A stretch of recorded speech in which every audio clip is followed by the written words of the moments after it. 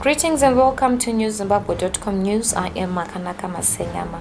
Stories making the headlines. Miners claim number of victims close to 100. In the courts, Harare Magistrate says ex-minister Managua has case to answer. In business, Zimbabwe's inflation hits 57%, while in sports, Kama Billiard Sunday opponents amazed by the Kaiser Chiefs paycheck. And now for the news in greater detail. Miners claim number of victims close to 100. Leopold Munende has more. Artisanal miners at Silver Moon Mine have put the number of victims at close to 100 following Wednesday's tragic flooding of its two mining shafts. Initially, the official figure had been put as 23 before it rose to 33. Langton Zimba, an artisanal miner who spoke to newszimbabwe.com, said that the figure was way higher than that, as illegal gold panners had managed to find another way underground to smuggle stones they believed carried gold deposits. They also dismissed chances of any survivors. Letters were sent to the president's office warning of an impending disaster at Silvermoon and Crystal mines, where countless artisanal miners are thought to have drowned after flooding of part of the suspended mine. Farm owner Fabian Machangwa has blamed President Emmerson Mnangagwa, members of the police and the Environmental Management Agency for the deaths of close to 100 artisanal and illegal miners still trapped underground. Police had put it at 40.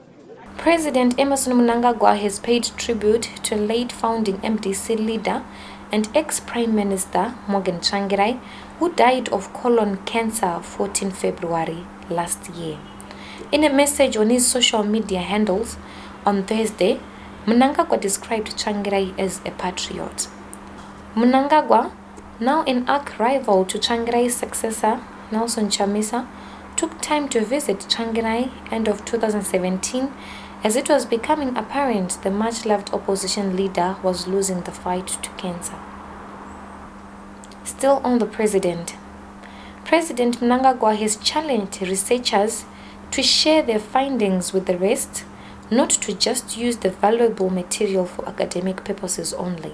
Speaking while officially opening the 12th Zimbabwe International Research Symposium in Harare on Friday, Mnangagwa said research material shared with policy makers and manufacturers was key to improving livelihoods. To be meaningful, research findings must never merely be for academic endeavor, but for industrial use. The body of knowledge,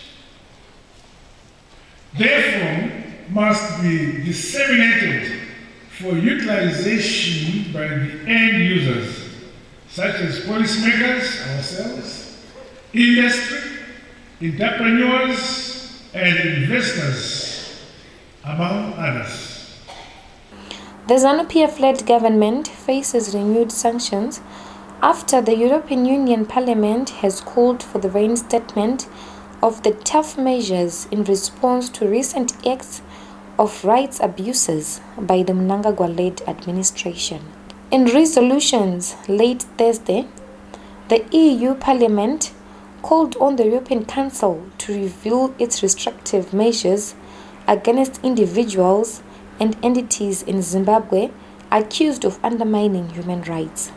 The Zimbabwe government has come under fire for its brutal response on protesters, killing 6 during the post-election violence of August 1 last year, and lately accounting for 17 deaths in a fierce crackdown on those linked to the violent anti-government protest of last month. In the courts, former ICT Minister Managua has a case to answer and should defend himself in a full trial.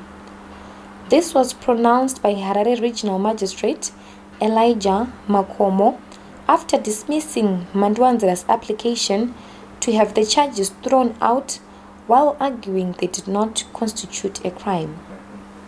The media businessman faces criminal abuse of office charges after he allegedly influenced government's mobile telecoms firm Net1 to pay $5 million to a South African-based company he was interested in without going to tender. Under fire, Harare preacher Ultima Gaia and his church kept over $28 million in potential tax to government after the sale of anointing oil. Gaia's PhD church was dragged to court Friday to answer the charges of breaching the Income Tax Act among related tax fraud offenses. The church was represented in court by its director, Nelson Tawanda Marimo, while Zimbra is the complainant. Marimo was remanded out of custody to February 28. We shall be taking a short break. We'll be back soon. So ngiyanicela bazihlobo zami ukuthi if anika ijoin Diaspora Funeral Cash Plan niphangise ukuyijoina because iyanceda kakhulu. If anything happens to one of your families, there's a funeral plan for families, and it's very affordable, and you can do it. I know you Africans from Africa, you can do it.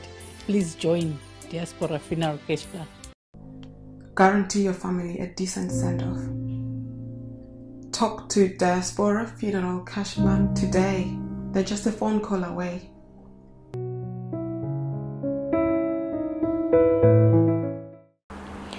And now in business. Zimbabwe's inflation has risen to a new 10-year high of 56.9% year-on-year in January, up from 42.09% in December. This has been propelled by continued increases in the price of basic goods and beer, the country's statistics agency Zimstats said on Friday. Government has failed to tame galloping prices, which have been pegged according to the black market value of the US dollar. In sports, Kaizer Chiefs Zimbabwean star Kama Billiat earns more money in 1 month than is spent by South African football amateur club Magic FC in its entire season. This was said by Magic FC owner George Dianelli ahead of a dream Nedbank Cup clash against Kaizer Chiefs on Sunday. Dianelli tried to urge his underdog team not to be intimidated by Billiat's imposing stature when the two sides clash in Port Elizabeth. According to South African media reports of last year, Billiat earns 515,000 rands a month after tax deductions. To end this bulletin, here are the main stories once again. Miners claim number of victims close to 100. In the courts, Harare magistrate says ex-minister Superman Wanzera has case to answer. And in business, Zimbabwe's inflation hits 57%. For these and more stories, do visit our website www.newszimbabwe.com and our YouTube channel, Newzim TV.